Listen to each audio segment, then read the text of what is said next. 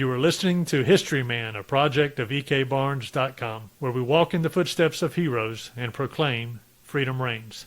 On today's podcast, we feature Kip Carter, friend of the Revolution, a historical guru of the Southern campaigns.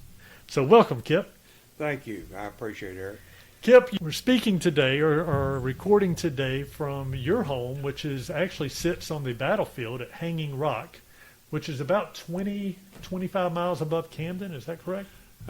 From the Camden battlefield to here is about 18 miles. The road in front of your property, is it the Great Wagon Road? It is the Great Wagon Road. Runs from Philadelphia down to Charleston and Savannah.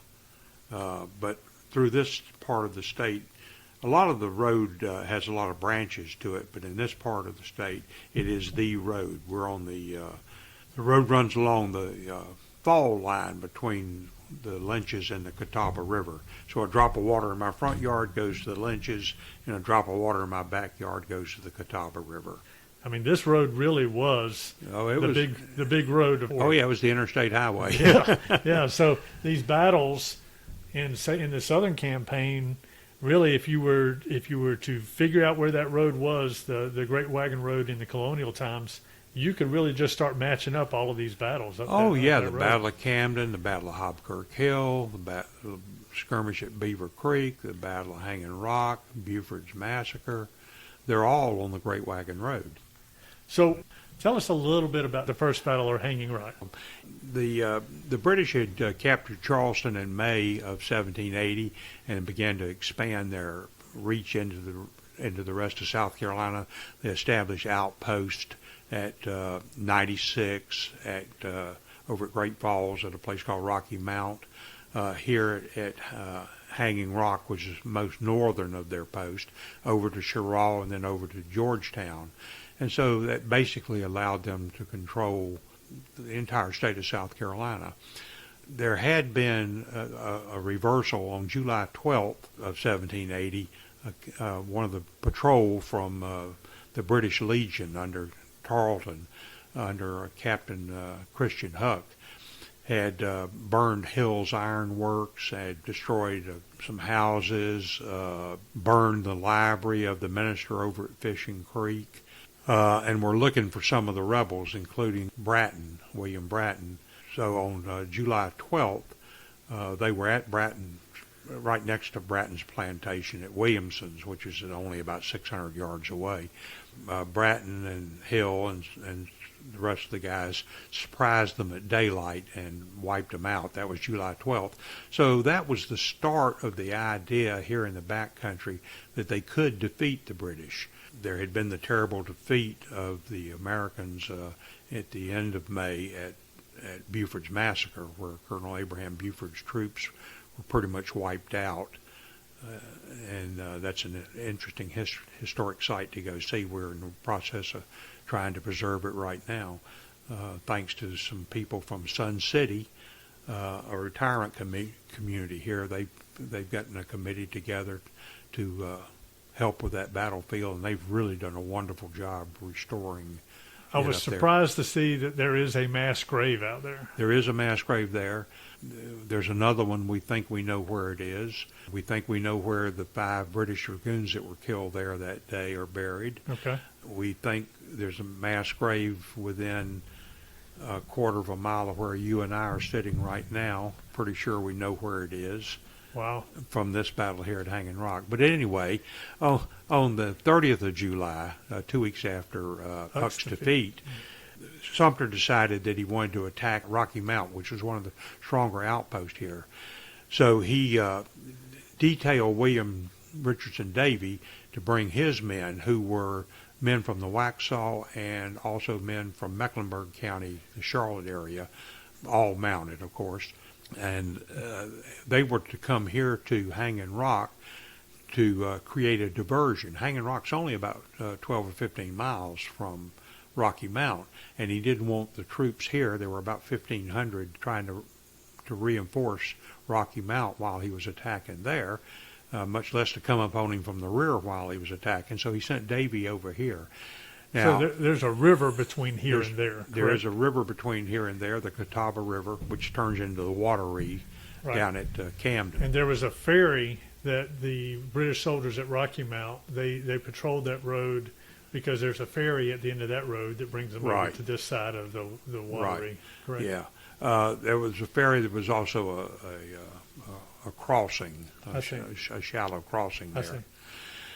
And so Sumter attacked over at Rocky Mount. It was a hard fight, and Sumter was taking the worst of it. It was a well-fortified position. Sumter decided to try to burn them out, and he lost several really good men trying to throw burning faggots up onto the roof of 2 log houses that were reinforced that were there, and finally got one of the roofs burning. But it was South Carolina, it was August, it was a summer afternoon, and you know what happened. A thunderstorm came up and put out the fire. And so Sumter began retiring, and of course he did not retire without trouble. The British came out after him and gave him a lot of trouble, and the river had gotten up. And anyway, he finally made it back to his camp at Clem's Branch on the east side of the river. But in the meantime, Davie had been sent down here to Hanging Rock to create this diversion, and Davie attacked Colonel Samuel Bryan's North Carolina militia, who was the outer ring of the British position here. The British had 3 camps here from south to north, and the northernmost was Samuel Bryan's, and he was along the ridge line overlooking the Hanging Rock Creek and bisecting the road. Was he in a house? No, there was a house there, but it was not, I don't know whether Bryan himself was in the house or not, Okay. but there was a house up there, and there was a lane in front of the house. It was on what's now called then called the Browns Ferry Road. The uniforms looked alike. I mean, Nobody was in uniform. Nobody was in uniform. These are all civilians. People would put a piece of paper in their hat. They'd put a green piece of pine bough in their hat to identify which side they were on. Everybody looked the same. In fact, sometimes they were brothers or fathers and sons on opposite sides. So my understanding is Davie just kind of rode right in and passed himself off as one of the loyalists. Well, he split his command, and he took half of them and rode past the sentries into the lane where they dismounted and began and opened fire, much to the surprise of Bryan's men, who thought they were reinforcements coming in. Davie had taken the rest of his men and gone around to the western end and rode down the lane, cutting down the guys who were trying to get away from the first group. The only way you can look at it is that it was kind of a slaughter. Davie came away with 60 horses and 100 stands of arms, 100 muskets and rifles. Well, you know those guys didn't just hand them over. And he says, unfortunately, because he was under the eyes of the main British camp, he was unable to take any prisoners. And so I think we can take it from that. There was a great deal of slaughter and dead and wounded on the loyalist side. And before the British could react, he had ridden off with the horses and the guns, and the British camp, of course, was in a good bit of consternation. They of course, did not reinforce Rocky Mount as a result. And so a couple of days later, when Davie and Sumter got back together again, Davie told him about what had happened down here. He knew the layout because he had seen it firsthand, and he knew this area from his childhood here. So he told Sumter what the layout was, that there were no fortifications, they were in an open field. They appeared to have a couple of cannon. They were little, what they call grasshoppers, little three-pounders. But they were devastating. You load them with canister. It's not a cannonball. It's like a can with a lot of musket balls. It's like a shotgun. Like a shotgun. On steroids. A shotgun on steroids is exactly what it is. But anyway, he told them what the layout of the camp was, and so Sumter decided to attack Hanging Rock. So the night of the 5th of August, they gathered up in what is now the town of Heath Springs, the militia grounds up there. It's about 2 miles from there down to where the British were camped at the area called Hanging Rock. Hanging Rock is actually about 600 yards to the east of where the British were, but it was a well-known landmark. It was a big rock overhang. For thousands of years, people had camped there using the Great Wagon Road was an Indian trail Sure. Originally. But I made the mistake of thinking that the battle actually occurred down there at the rock. Yeah, And- that didn't happen. The battle was up here to the west of the rock on this big flat plain. On either side of the road. On either side of the road, I right. see. I see.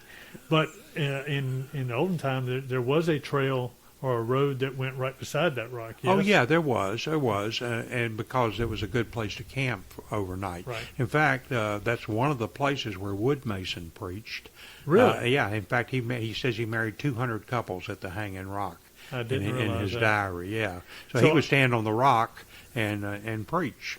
So you can be, if you're coming up in this area, it is a little misleading because there are plaques down there at the rock that kind of signify that this is where the battle happened or whatever, and you kind of are lulled into this idea that it happened down there. But from a topographical standpoint, it happened up here on the road. So. You know, not only that, but from an archaeological point of view, we've done some excavations up here. We know exactly where Bryan's men were. We've found hundreds of artifacts along the line that was Bryan's camp, and so we know exactly where it was. Now we're not so sure about the other two British camps. We think we know where they were, but we don't know for sure. We know Colonel James Ingram's house was on the east side of the road. It is where Washington spent a night on his southern tour on his way to Charlotte, which he referred to as a trifling little place in his diary. But anyway, he spent the night with Colonel Ingram, who was with the Continental Line. And the British, of course, used Ingram's house and his well and for water. You always got to think about water and forage for your animals when you're camping. And so, Bryan had a couple of hundred men up there on the initial ridge, and he had, a couple hundred horses in the pastures behind him in Cole's old field. You had to have water, and so you look for where the springs and where the wells were, and that gives you an idea of where the camps probably were. Mm-hmm. And so it's pretty obvious that the British officers were using Colonel Ingram's house. He had a good well there.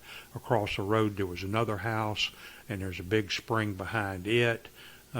This plain here had a number of springs on it. There's one here in my backyard. So this seems to be the logical place for the British, the two British camps. You had the Prince of Wales Americans regiment, and you had the British Legion. There were about 130 men from the British Legion here too. Anyway, they gathered up on the night of August 5th. They decided to break into three wings, one to hit the center and one on each flank. They got lost in the dark, ended up all in front of poor old Bryan, who had been hit by Davie the week before, ended up right in front of Bryan. And so they fought their way up the hill, hit Bryan, routed Bryan. Bryan fled to the southeast across the plain toward the main British camp, pursued by Sumter's men. And you got to keep in mind that Sumter's men were not well provisioned. They only had about 5 rounds of ammunition each, so they had to make their shots count. But anyway, they pursued the Loyalists into the British camp. The British camp broke. It's a very convoluted fight. Most Revolutionary War battles take a half hour or less. We reenacted the Battle of Cowpens on the 225th anniversary. We knew exactly where everybody was from diaries and pension applications. And we knew how many shots were fired. We knew when the battle started. And we reenacted it. And we were stunned to discover that the battle was over in 27 minutes. Wow. Yeah, most of these battles were short, sharp, and nasty. This battle lasted 4 hours. And so there was a lot of back and forth up the field. The British enfiladed one of the American position. The American riflemen then started making sure that they took out the officers and the sergeants. The Prince of Wales American Volunteers, which was a very well-trained regiment of British Provincials. provincials, yeah, they were well trained. Anyway, their officers were mostly all killed. The sergeants were killed and wounded. Decimated. Yeah. Down. Yeah, about 52% of the men were killed or wounded. And so the Prince of Wales American Regiment never again fought as a unit. They were destroyed that day. The British Legion, there were 132 men. The captain in charge of it was killed early in the fighting. They ended up suffering over 50% casualties. They fought valiantly, but they suffered over 50% casualties. Tarleton was not here, by the way, and so he writes after the battle. In his memoirs, he talks about how brave his men were and that they carried the day, but that didn't actually happen. What happened was that they got pushed south down the Great Wagon Road here to the main British camp, pushed through the camp. The Americans got into the British camp and discovered all the things they didn't have, like blankets and coats and powder and shot. Now, keep in mind, just because you capture their cartridges, don't mean that you can use them because they were all different calibers. Right. And so, but you got the powder, and then you could melt the lead back down again later into balls to fit your guns. So, but they also got into the British rum supply. Now, why was there so much rum here? Nobody knew about germs in the 18th century, but they knew if they drank water, they got sick. They knew if there was a little rum in the water, they didn't get sick. They didn't know why. So almost nobody drank water. Everybody drank beer, small beer, near beer, wine. And so there was there was a rum ration, of course, a dram a day, but a lot of the rum was used to put some in the water so that the soldiers wouldn't get sick, wouldn't get dysentery. And so they had kegs of rum. So the Americans get into the kegs of rum, and pretty soon you got a problem. You got all these guys who are inebriated. Now, Davie's men were not among them. Davie kept his men in order. And while all this was going on, while the looting of the camp was going on, the British formed themselves into a defensive position called a hollow square. You just make a square of men, and the supplies were in the middle, and you're on the outskirts of it. You've got bayonets, and so cavalry can't charge you, and horses are not dumb enough to run onto a bayonet, and so it's a protective thing. And so they were in a hollow square, and their musicians were in there, and so they were playing music, and they were giving 3 cheers for King George and shouting insults at the Americans, and the American patriots were shouting insults back, and 3 cheers for the heroes of the Revolution. Well, while all this is going on, this is about... I feel like this is a Monty Python episode. Oh, yeah. And this is at about 3.5 hours into the battle. Well, a group of dragoons was coming from Rocky Mount over here, and then they were going to go down to Camden. Just happenstance. Just happenstance. There were about 80 of them, all told. And they were coming... toward this area, and they could hear the fighting. So they turned south and circled around the fighting and came back up the road. And there's a hill right here at the edge of the British camp, so they appear suddenly in the road. And so they displayed across the road to appear to be larger group than they were. But Davie took his men and attacked them, drove them off. He only killed one of them, but he drove them off. But the Americans were worried that they were the vanguard of a group of reinforcements coming from Camden. Right. And so they said, whoa, we're about to get in serious trouble here. So Sumter says to his colonels and his captains, gentlemen, sometimes it's best not to pursue a victory too far. And so I think we probably need to go. So they loaded up everything they had captured. They had about 75 prisoners. They gave paroles to the British officers, which they took seriously. You know, you give your parole that you're not going to fight again. And the British Army took it seriously, too. They'd send the guys back home. Anyway, so Sumter and his men filed off with Davie in the rear guard, you know, protecting the rear against any counterattack, and they went back to Clem's Branch. Now, by 18th century warfare rules, this means the British won, because the British were still on the field, and at sundown they were still there, and the Americans left, so the British, quote, won the battle. But 2 days later, they withdrew to Camden because they'd been so mauled here. They withdrew down to Camden to recuperate, and also discovered that Gates was on his way cross country. 10 days later, Gates arrives, and you have the Battle of Camden. Now, had it not been for the timing, if the Battle of Camden had not happened, and as Sumter said, if one Continental officer had been here, this would have gone down as one of the great American victories of the Revolutionary War. But because there were no Continental officers here, and because the Battle of Camden happened 10 days later, it sort of is faded into history. Yet it was an incredibly significant fight here in the backcountry.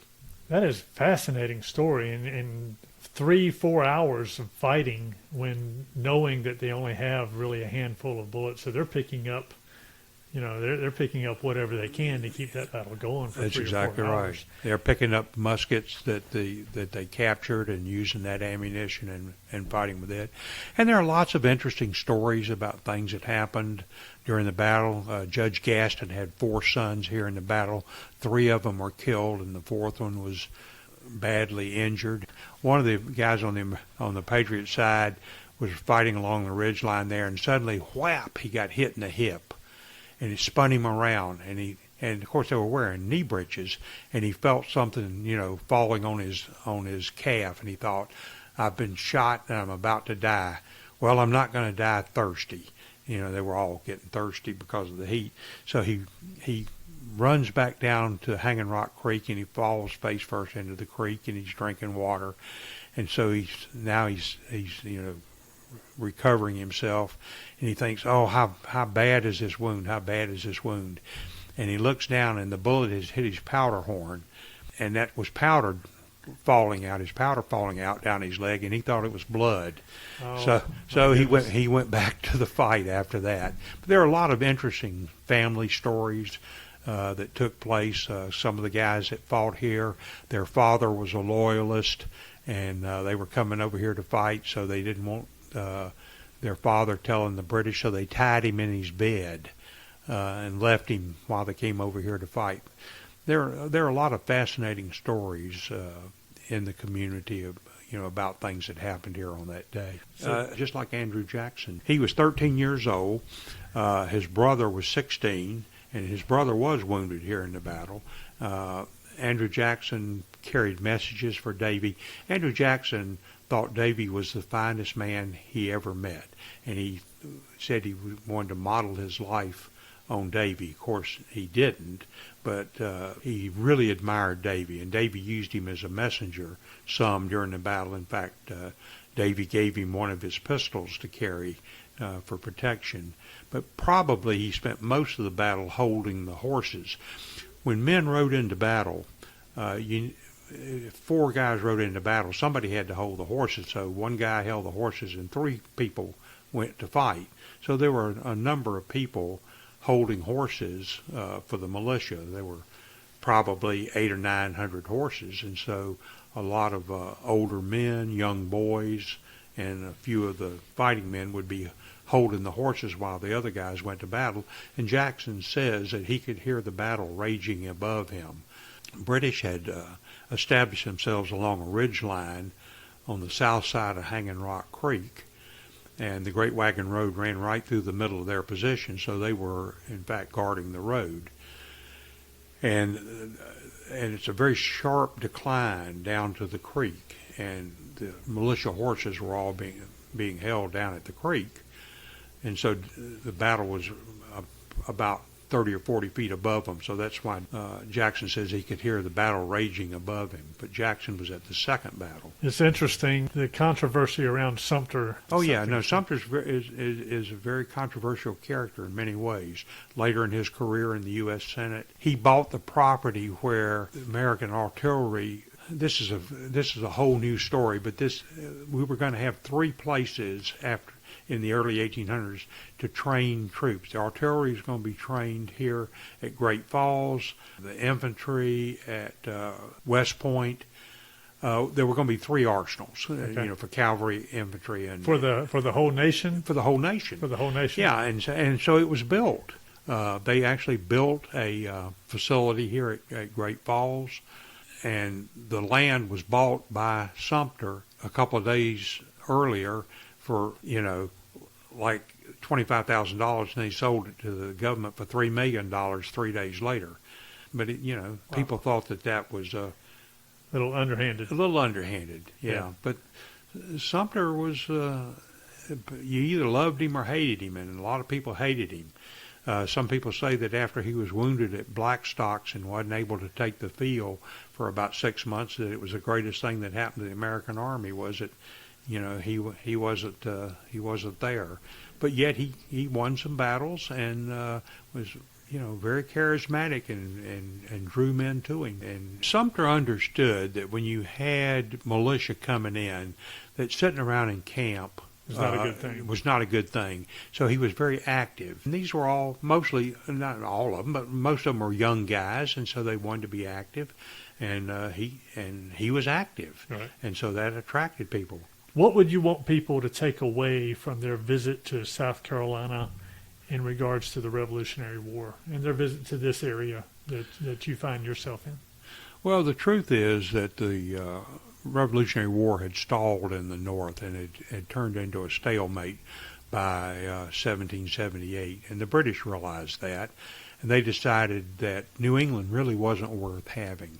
They were willing to give up New England, but the real value in the colonies were the southern colonies and the mid-Atlantic. And so they began the Southern Strategy in 1779. And so this is where the American Revolution was won, was in the Carolinas, and in particularly South Carolina. People say that the Revolution was over after Yorktown, but that's not true. Yorktown was near the end of the war, that's for sure, and it certainly broke the British will to continue the war.